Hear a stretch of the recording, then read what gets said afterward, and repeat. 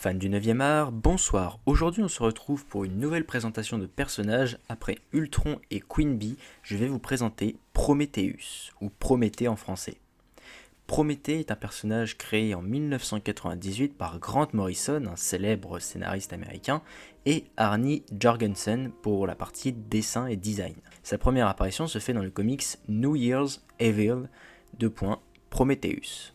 Origin story du personnage. L'homme qui allait devenir Prometheus était le fils de deux criminels hippies qui s'aimaient et qui voyageaient à travers les États-Unis avec leur enfant et qui commettaient également des meurtres et des vols souvent de nature brutale qui peuvent être similaires au couple de criminels populaires Bonnie et Clyde, dont ils ont vu le film d'ailleurs lors de leur premier rendez-vous et ont décidé d'imiter ce duo de criminels depuis. Finalement, ils ont été acculés et ont forcé la police à les abattre devant leur fils, dont les cheveux se sont blanchis à la suite du choc.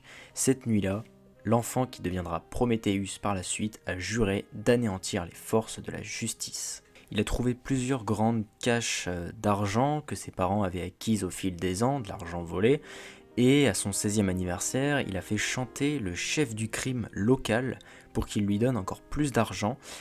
Il a utilisé ses fonds pour financer sa formation partout dans le monde.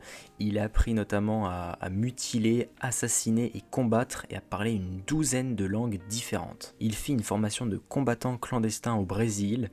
Il travailla comme mercenaire en Afrique et il adhéra à plusieurs groupes de guérillas terroristes au Moyen-Orient. Prometheus est finalement retourné aux États-Unis et a fait une virée meurtrière où il a battu tous les policiers qui ont assassiné ses parents avec leur famille, sauf un, afin que celui-ci puisse partager la douleur d'être un survivant d'un massacre d'êtres chers. Pour ce qui est de ses capacités, on peut dire que principalement Prometheus est un génie, un surdoué, avec un QI supérieur à la plupart des êtres humains.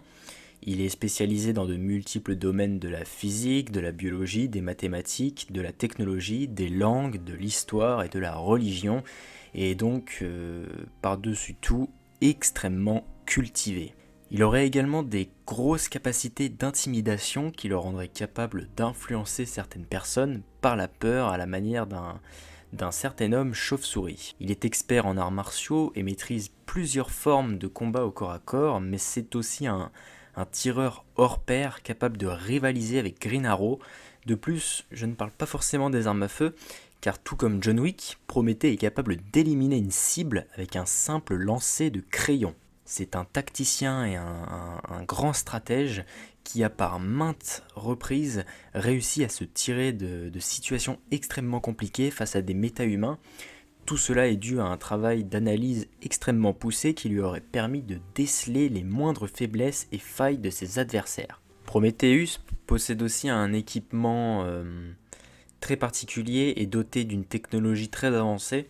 Par exemple, son armure est équipée d'un système de camouflage lui permettant de prendre l'apparence de quiconque tout en adoptant la voix et les maniérismes faciaux et corporels d'une personne. Son célèbre casque est capable de télécharger tout type d'informations directement dans son cerveau et de télécharger des mouvements, des maniérismes et des styles de combat dans son système nerveux central. C'est principalement son casque au design très particulier qui lui confère toutes sortes de capacités hors normes. Par exemple, son casque lui permet d'améliorer sa mémoire, il endort ses blessures et ses souffrances physiques, il est capable de produire de l'hypnose ainsi que des ondes magnétiques influant sur le cerveau d'autrui.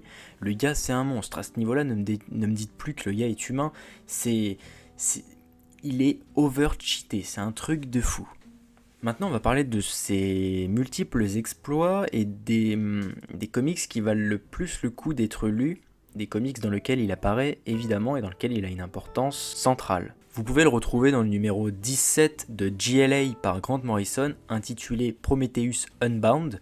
Dans ce numéro, Prometheus parvint à infiltrer la Watchtower, ou la tour de guet de la Justice League, qui se trouve en orbite terrestre, et parvient à éliminer, du moins à mettre hors d'état de nuire, tous les membres de la Justice League.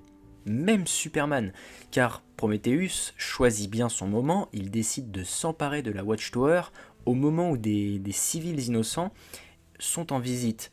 Il prend donc des civils en otage et oblige Superman à se suicider en l'échange de la vie des otages. Prometheus est extrêmement intelligent, plus que Batman d'ailleurs, et de ce fait il est très persuasif. D'ailleurs il parvient à battre Batman en ayant analysé sa technique de combat unique, lui permettant d'en venir à bout physiquement.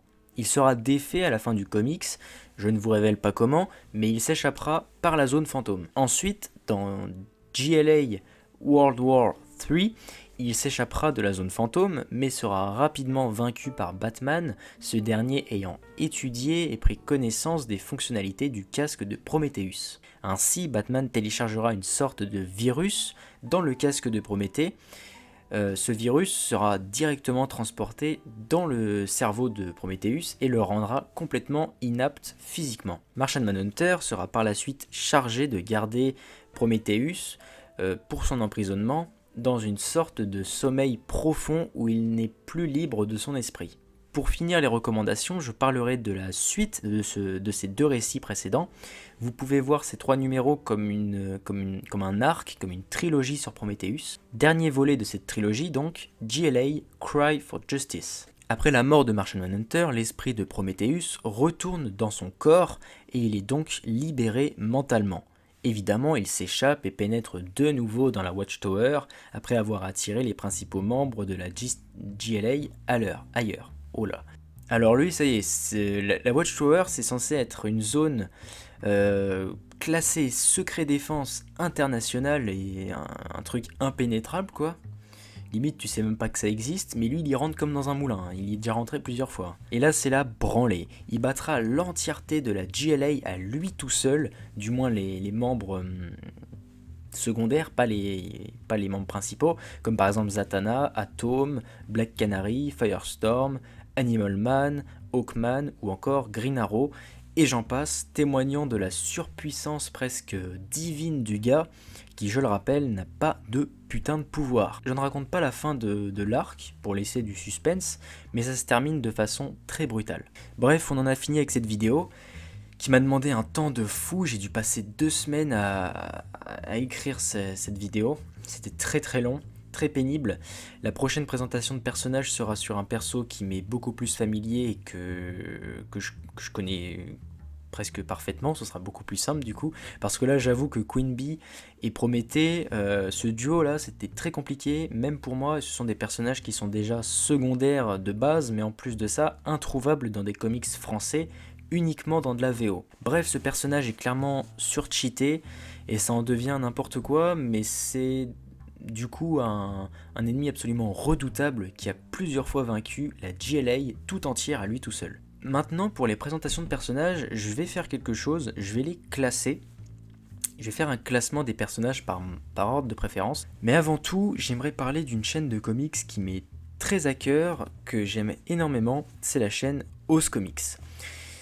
Alors c'est une personne que je ne connais absolument pas dans la vie ni rien, hein. Je ne lui ai jamais parlé, mais c'est juste une chaîne en fait que j'apprécie énormément. C'est un gars qui fait du super bon boulot, une chaîne spécialisée sur les comics et les films ainsi que les animés d'ici, voilà, tout l'univers d'ici en fait. Donc cette personne parle à plusieurs rubriques consacrées à l'univers d'ici, que ce soit sur les films, donc des reviews de films, d'animés d'ici et également donc de comics, présentations, etc. Et donc c'est génial, je trouve ça super intéressant. On a pas mal de points qui se rencontrent. Et il fait également des présentations de personnages, voilà. Et donc le classement, donc je vais me mettre à faire un classement, et l'idée de faire un classement pour les personnages, c'est pourtant pas quelque chose de sorcier, mais ça vient de lui, parce que du coup ça m'a donné envie de le faire aussi.